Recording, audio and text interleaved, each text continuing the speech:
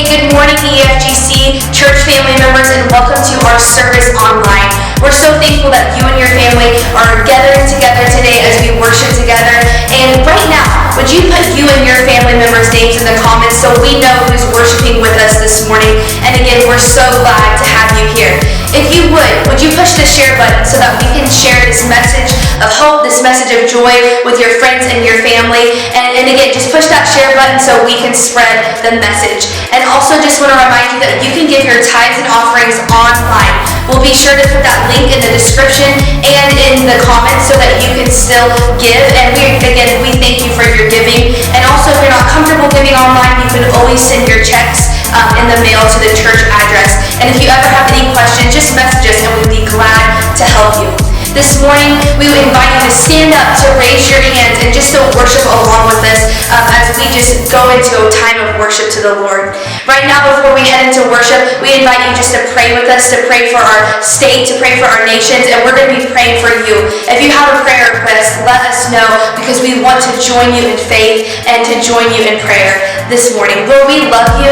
God, and we thank you, Lord, that you are so, so good. God, I pray for every person, God, that's watching this right now, through their screens, God, through their tablets, through their phones, through their TVs, God, and I pray that right now your presence would just be with them, God. If they're needing a healing, God, that you would heal their bodies, God. If they're feeling lonely, Lord, that the comfort of the Holy Spirit would be with them, God. If they're needing encouragement, God, that you would remind them that the joy of the Lord is their strength, God. Whatever they're needing, God, that right now you would be there, God. You would provide for them, God. You would supply for them, God. You would comfort, God. You would encourage, God, and you would give them courage, Lord, as we walk through these days ahead. Lord, we love you, God, and I pray that our hearts will be prepared as we go into worship for your holy, holy name, Jesus. If we say amen. Amen. Hey, church, let's stand up. Let's get ready to worship this morning.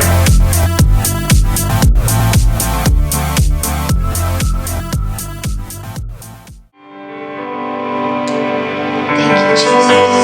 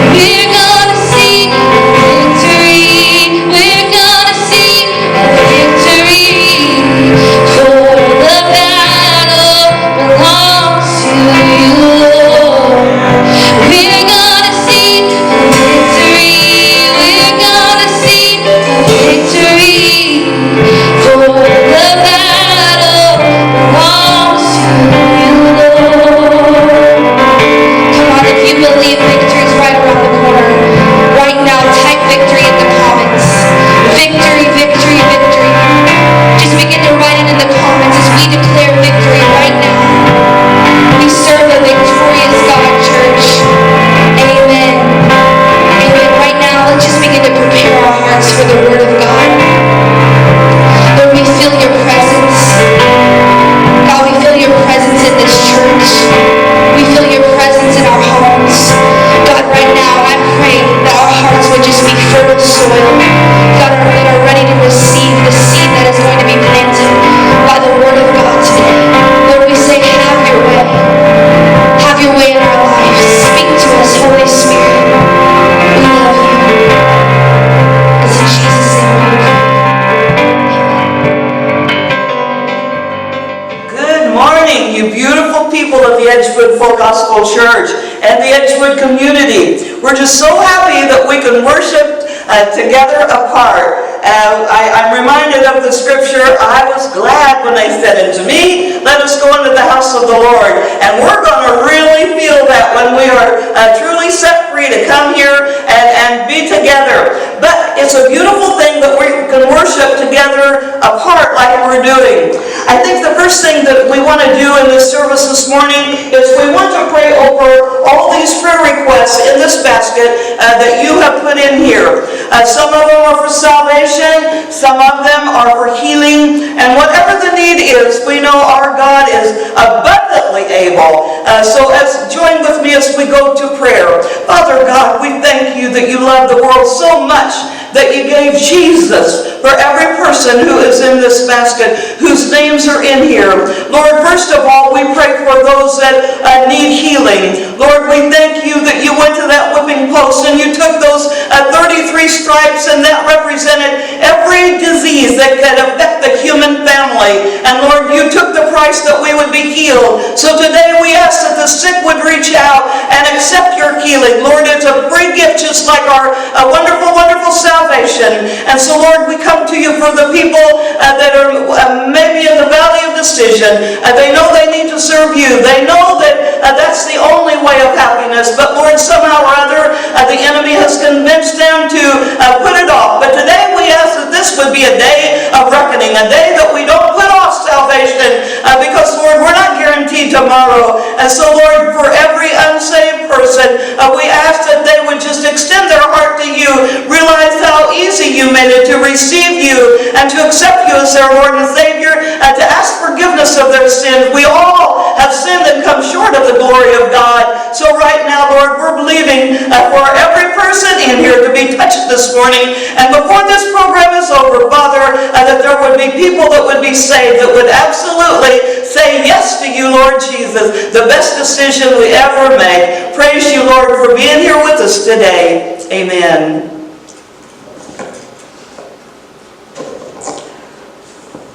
Church, this morning, my message is, whose report do you believe? And I think by the end of the service, you're going to feel so compelled to believe the right report. And so as we start in this, I'm going to give you sort of an update on the credibility of our Lord and how credible he is, and then wade off on our enemy, who probably has lied to all of us during this coronavirus episode, where we have been so tied down, we have been restrained to our homes, and so it seems like the devil, when he gets us down a little bit, his technique is to keep pushing us down and lying to us. I have to look up here because I love this so much. The thief comes only to kill and steal and destroy. I have come that they, that's you, church, they might have life, and that they might have it more abundantly. I love the abundant life, church. That's what Jesus gives to us.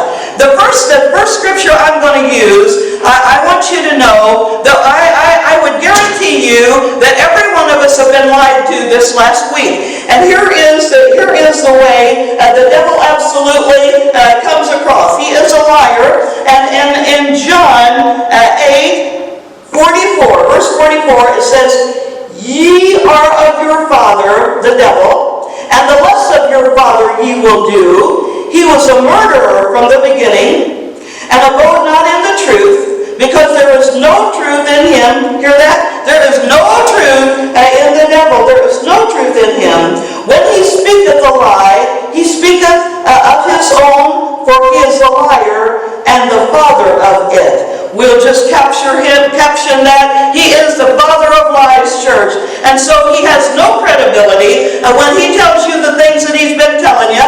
I think through this coronavirus thing, a lot of the things that he is saying, well, somebody I know will surely die, or somebody that I know is going to be very, very sick, and another thing, my finances are just going to be absolutely depleted with the store. And he just wants to rob every good thing about our lives, because the Lord is our provider. Can you say amen? Our finances are not going to be wrecked when this is over. And I even thought of something, and a lot of you might be saying, and I probably won't even get a vacation. Why?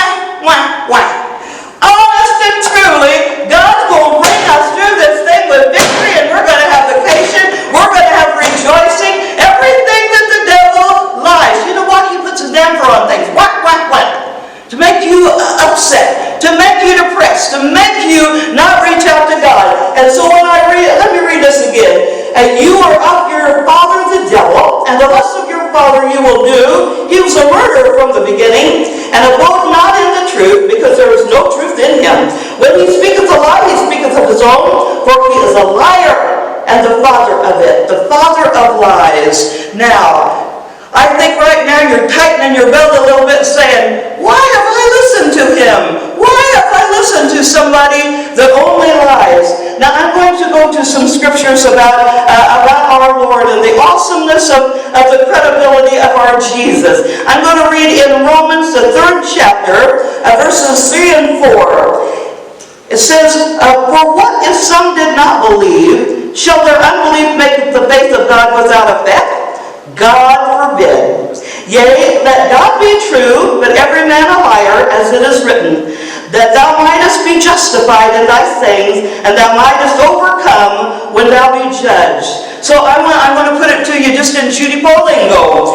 If you don't believe, is that going to make God false? Absolutely not. The fact that most of the world probably does not believe, and I got to get my stick out on this one, that every knee is going to bow and every tongue is going to confess that Jesus is Lord to the glory of God. The unbending, I think, maybe have started bending a little when they see that only God can deliver us from an epidemic as horrible as this, a pandemic, something that the world has never seen, at least in this manner. And so when we see that God is going to bring us out of that, the people that maybe had a stiff neck against God might be crying out, and hopefully so. So we see that is one of the scriptures about the awesomeness of the truth of our Lord and his awesome credibility. Then I want to go over into the book of Numbers. This is really good. Another scripture on how credible our God is. Aren't you glad you can trust him? Aren't you glad that's all we have to do is trust him for total victory? In the book of Numbers, chapter 23, verse 19 says, God is not a man that he should lie, neither the Son of Man that he should repent. Hath he said, and shall he not do it? Or hath he spoken, and shall he not make it good?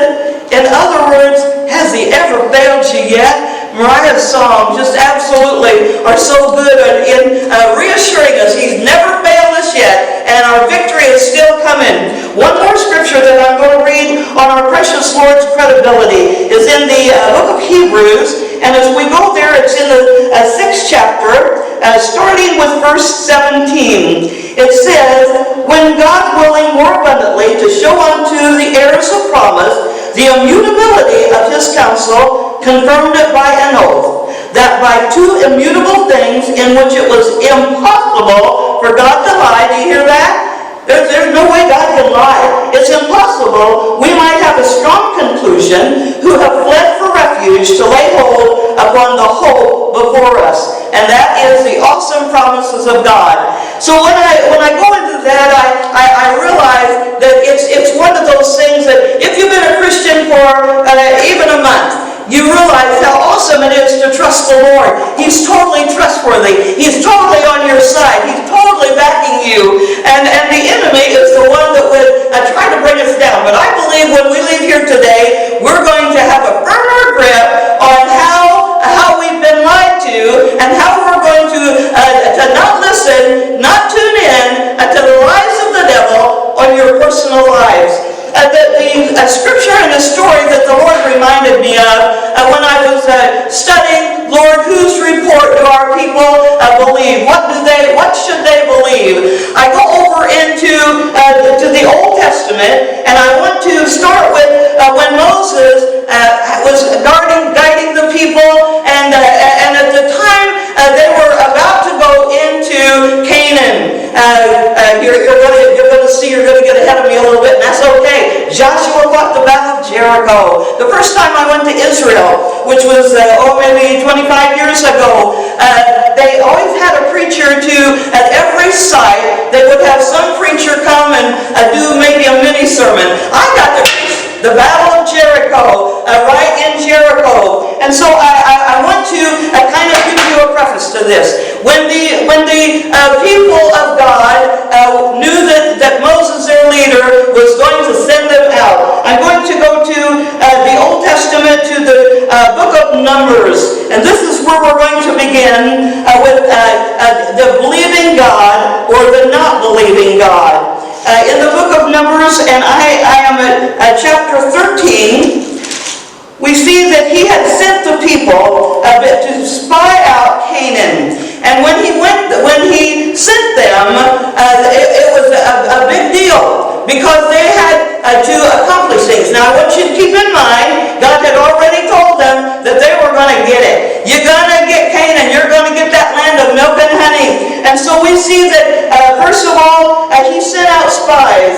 And when he decided to go into the promised land, this was the thing you remember. First of all, he sent out Joshua and Caleb with some other men to go see what the land was all about. And we see as they went to stake out, spy out the land. What's there? What are we going to have to do? And we realized when they got there, oh my, they were so impressed. This is the land of milk and honey. This is all we've heard about. This is so awesome. So awesome. But when they were there, they needed a place to stay. And one of the things that we read in the faith chapter of the Bible, we read about the harlot Rahab. When they went and needed a place to stay, they went to her place. And we see that she had a place on the top of her house. That's why they had a lot of homes over there, and they mostly all were made of stone. And so when the men came there, and she realized that they were men that had come over the Red Sea on dry land, she said, our people tremble when we think of your God. Your God is so awesome. Your God is so amazing. And so she was willing to put them up and to hide them. But we realized one condition she made. She said, but when you come in to destroy, will you save my family? Will you keep my family? And they said, there is one condition. That scarlet robe that you put us down on, when we come into the city, when that is in your window and to come down your wall, every person who is inside of your home, all your relatives that you're asking us to save, will be totally protected. Anybody that's outside of that is outside of our protection, and their blood is not upon our hands. And I want to emphasize something. There is power in the blood. Power in the blood. And when you think of, that's exactly what that scarlet robe represented, the blood of Jesus. We preached about this on Easter, about the awesome power of the blood. And so this was the thing that we go to the faith chapter in the New Testament. We realize Rahab was a woman of faith because she believed God, and she absolutely put out that robe to save her family. That's what you and I must do. I think maybe since we've been on a little bit of a shutdown, everybody is a little bit more sincere about our loved ones, sincere about where they stand spiritually, sincere if they're absolutely trusting God, if they're ready for the rapture, if they're ready for things like that happen to our world. There will be more things, because the Bible says what this Lord the other day, and that was one of the things we said. There's more to come, famine and different things. Now, we wouldn't bristle up and say that could never happen because we didn't ever dream that 180. I think last time I said 160, but I have now heard there's been 180 countries affected by this pandemic. So I want to go on, and we see that as the men were scouting the country, we know that Joshua and Caleb, they couldn't wait. I can just see some of the men in this church who are just willing and ready to do the will of God. I feel like this is what Joshua and Caleb came back to report. But we see that going into the book of Numbers, chapter 13, verse 30, and Caleb stilled the people before Moses and said, "Let us go up at once and possess it, for we are well able," say well able, you can say it to whoever you're sitting by in your front room, "we are well able," and we as a church are well able to have victory over the coronavirus and over this time that we're living in. We are well able to overcome it. But the men that went up with him said, "We be not able to go up against the people, for they are stronger than we." And they, doesn't that sound like the devil? And they brought up an evil report of the land, which they had searched into the children of Israel, saying, "The land through which we have gone to search it is the land that eateth up the inhabitants thereof. And all the people that we saw in it are men of great stature. And there we saw the giants, the son of Anak, which come to the giants. And we were in our own sight as grasshoppers, and so we were in their sight." And you know why the Bible calls this an evil report? Any report that does not agree with what God says is an evil report. And so they had believed this evil report. And we go on into when Moses, when it was just about time for him to leave this earth. And so we know that God gave the assignment to Joshua to finish it out, that Joshua to fight the battle of Jericho. And so at this time that evil report, we realized that the men got home, and Joshua and Caleb were excited, but the rest of them were scared. We're like grasshoppers. I want to tell you how to get cheated. I want to tell you how to get cheated in life, in your Christian life, in your daily life. The way to get cheated is to always be negative. To never think that God is as big as He says He is. But church, I want to tell you today, He's as big as He says He is. He's more than able, and like Caleb said, we're more than able. So we go in now. I'm going to go to the book of Joshua, because when Moses died, the assignment to finish, to go into the promised land was put upon the shoulders of Joshua. Starting in the first chapter, it says, "Now after the death of Moses, the servant of the Lord, it came to pass that the Lord spake unto Joshua, the son of Nun, Moses' minister, saying, Moses, my servant, is dead. Now therefore arise, go over this Jordan, thou and all this people, unto the land which I do give them, and even to the children of Israel. Every place that the sole of your foot shall tread upon, that have I given unto you, as I said unto Moses." Now what is that but a promise? What is that but God saying, you're going to get victory, you're going to have victory. And so from the wilderness of Lebanon, even into the great river, the river Euphrates, all the land of the Hittites, and all the great sea toward the going down of the sun shall be your coast. And then he says, "There shall not any man be able to stand before thee all the days of thy life." Wow! I bet Joshua's drinking this in like you and I would. God, you're telling me things I want to hear. And listen to this: "As I was with Moses, so I will be with thee. I will not fail thee, nor forsake thee." Does that sound familiar? Do we all have that promise? The Word of God has given all of us that promise. I'll not fail you, and I won't forsake you. You know, every time there's a place that says, "without fail," I circle it in my body. My Bible, because that is the thing I pray over my body, over my home, over my church, over my children, over everything that pertains to me. I say, without fail, God, you have promised promised to take care of all these things. Now, I want you to hoop and holler if you were really here this morning, because that is a promise that we have. So I want to go on into, and I'm going to not elaborate, but I'm going to go a little bit into the Battle of Jericho. We know how that God gave him instructions, and you're going to win. And so I had a scripture that I wanted to read here that we go into. This is in the 6th chapter. So the people shouted when the priest blew the trumpet, and it came to pass when the people heard the sound of the trumpet, and the people shouted with a great shout, that the wall fell down flat, so that the people went up into the city, every man straight before him, and they took the city. This is the end result of believing God. This is the end result of whose report will you believe? When God says you're going to have victory, you might go through a battle. They went through a battle, the Battle of Jericho. And if you remember how he told them to circle the city 6 days. And on the 7th day, 7 times. And at the end of the 7 times, when the priest would blow the trumpet, they were supposed to shout. And can you imagine? He had told them to be quiet.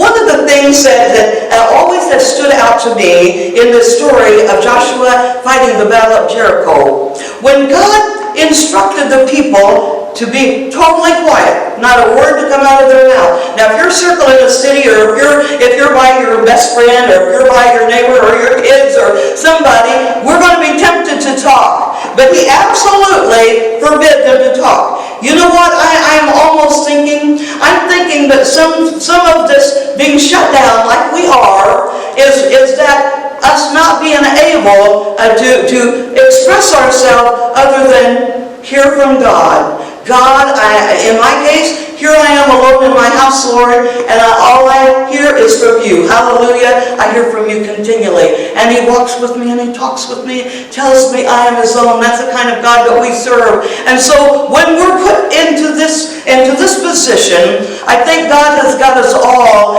in a major altar call. We used that the other day when Mariah and I were teaching.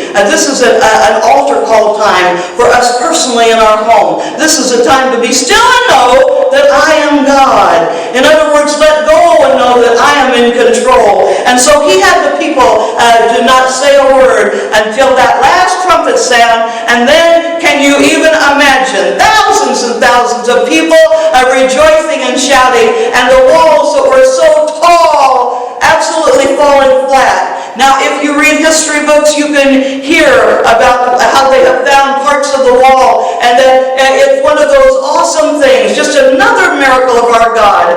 And as I shut down this morning, I want to convince you that there's only one voice that you need to hear, and that is the voice of God. When we see how the devil has cheated us many, many times, because he has convinced them, you can't do it, you're not good enough, you're not smart enough, you're not going to be going anywhere in life. He's done that to young people, done that to old people, but you realize he is a liar. And so as we finish up today, I want you to realize it is so important whose voice you hear. Let me tell you what happened to all the naysayers, all those people who had all their reasons why they couldn't take the city. All of those people, did you know they did not get to go into the promised land? And let me tell you, that might be something that we think about the end time. Unless we truly believe the voice of God, unless we truly hold on to God, we might be those that don't go into the promised land, the millennial, and all the great things that God has prepared. None of them but Joshua and Caleb and those that had believed that God could do it. He is able today, church. Listen to that voice. He is able. He is able. Some of you have probably watched Mariah and I teach our Wednesday night service.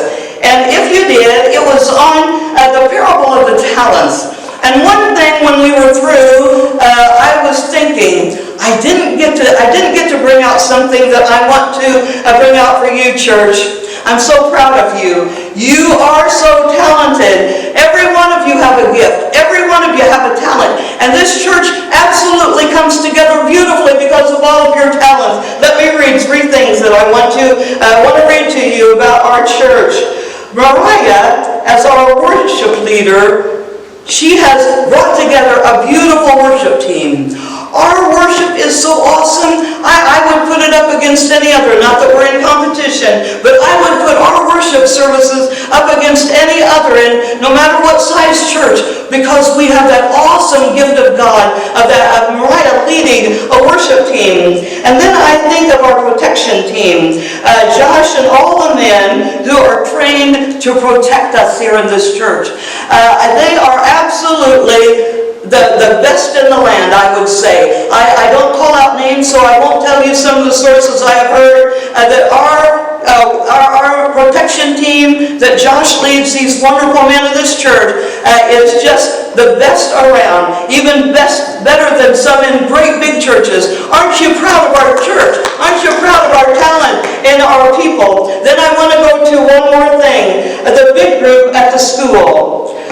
We look at that, and one of the things that I have as a pastor as a total source of pride, when I talk to people in Walmart, when I talk to people, not lately, but when I talk to people, one of the things I tell them, guess what? We have 80 and 90 kids every Wednesday night that come to hear about Jesus, and we have these awesome cooks. Kristen Steele started cooking for all these young people. Now she has beautiful other ladies working with her, cooking and baking and greeting these young people that this might be the best day of their whole week. And I think of how awesome it is that there are teachers over at the school, there are role models, there are mentors, there are people that in eternity, this is going to be one of the things. This is not just for today. These things these people right here do, you church, the things that you do have eternal consequences, eternal value. I am so proud of you. I'm so proud to be your pastor. And so my last word to you is, be sure you hear the voice of God and turn a deaf ear to the voice of the devil. God bless you in the beautiful name of Jesus. Amen. What an awesome service. What an awesome word from our pastor. Hey, if you enjoyed the service right now, put an emoji in the comments so that we can know that you enjoyed it and that you and your family were blessed by that word. Hey, church family, we love you. We're praying for you, and that we pray that you have an awesome and blessed week. We'll see you Wednesday for Bible study.